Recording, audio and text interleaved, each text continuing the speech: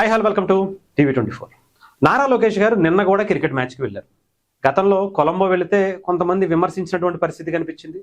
India team అంటే ఎవరికైనా ఇష్టం ఉంటుంది. క్రికెట్ అంటే చాలామంది మన ఇండియన్స్కి ఇంకా ఎక్కువ ఇష్టం అనే చెప్పాలి. అంత అభిమానించేటువంటి మన ఇండియాలో మంత్రి కానీ లేదా ఇంకొకరు కానీ ఉండకూడదని ఎందుకు అనుకోవాలి చెప్పండి. ఆయన మంత్రే కావచ్చు కానీ యువకుడే కదా. ఆయన మంత్రి అయి ఉండొచ్చు కానీ క్రికెట్ అభిమాని అవ్వకూడదా? సో అదే ఉద్దేశంతో ఆయన కొలంబో వెళ్ళడం జరిగింది. అంతకుముందు కూడా చాలా మ్యాచ్లకు వెళ్ళడం జరిగింది. దాని మీద కూడా జగన్మోహన్ రెడ్డి గారు కింద ఇక్కడ చూసి మరి రాసుకుని మరి కొలంబో వెళ్ళారు, ఎక్కడికి వెళ్ళారు, ఎవరు డబ్బులతో వెళ్ళారు ఏంటి అని చెప్తే దానికి కూడా కౌంటర్ ఇచ్చారు. ఇంకొంతమంది ఆయన అక్కడికి వెళ్ళినప్పుడల్లా మ్యాచ్లు పోతాయి అన్నట్టుగానే కొంతమంది కమెంట్స్ కూడా చేశారు. అక్కడ విజయం అందుకుంది, నిన్న కూడా విజయం అందుకుంది. అంతేకాకుండా వెళ్ళటానికి కూడా ఒక ప్రత్యేకమైనటువంటి కారణం కూడా ఉందట. ఎందుకంటే రీసెంట్గా సన్ రైజర్స్ హైదరాబాద్ ఐపీఎల్ మ్యాచ్లు స్టార్ట్ అవ్వబోతున్నాయి ఈ నెల 28వ తారీఖు నుంచి అనుకుంటా. దానికి సంబంధించి ఎవరైతే హోమ్ టౌన్స్ ఉంటాయో వాళ్ళందరూ కూడా ఏ టీమ్స్ వాళ్ళ హోమ్ టౌన్స్లోనే జరుపుకుంటారు. బట్ సన్ రైజర్స్ హైదరాబాద్ మాత్రం ఈసారి హైదరాబాద్ను కాదని హోమ్ టౌన్గా విశాఖపట్నం కోసం ఆయన ప్రయత్నించినట్టుగా తెలిసిందట. ఎందుకంటే హైదరాబాద్ క్రికెట్ అసోసియేషన్తో సన్ రైజర్స్ హైదరాబాద్ టీంకి కొంత గ్యాప్ ఏర్పడింది.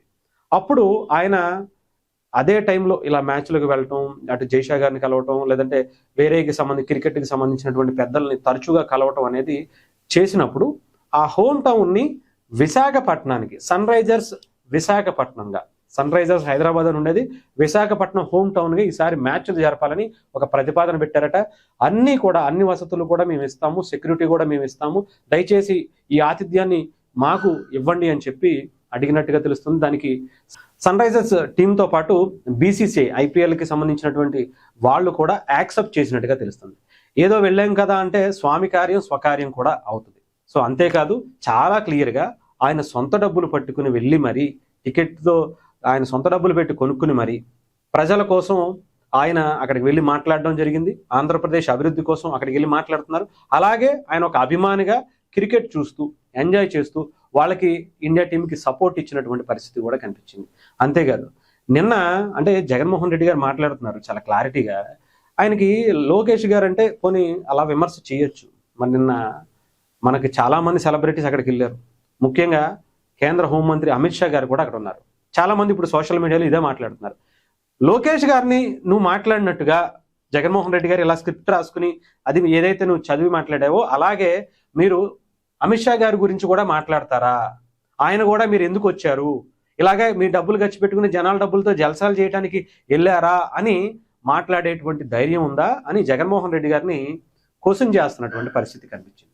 అంతేకాదు ఇలా జగన్మోహన్ రెడ్డి గారు ఎప్పుడైనా వెళ్ళారా? సరే ఎంజాయ్మెంట్ అంటే ఆయనకు ఉండదు, టీవీలో అయినా సరే చూస్తారనుకోవచ్చు. సరే చాలామంది ఇంకొకటి కూడా మాట్లాడారు. కొంతమంది పవన్ కళ్యాణ్ గారు ఎందుకు నిన్న ఉమెన్స్ డే సందర్భంగా బయటికి రాలేదు అన్నారు. వైఎస్ఆర్సీపీకి సంబంధించి కొంతమంది ఛానల్స్ వాళ్ళు ఉంటారు కదా, ఎందుకు అంటే మహిళలు అంటే ఆయనకి ఇష్టం లేదా అది ఇది అనుకుని మాట్లాడు. జగన్మోహన్ రెడ్డి గారు ఎందుకు రాలేదు? ఆయన క్వశ్చన్ చేసేటువంటి దమ్ము ఉంటుందా? లేదు. మరి ఎందుకని వీళ్ళని మాత్రమే అంటే మీరు ముందు చూసుకోండి, తర్వాత మిగతా వాళ్ళని చూద్దాం.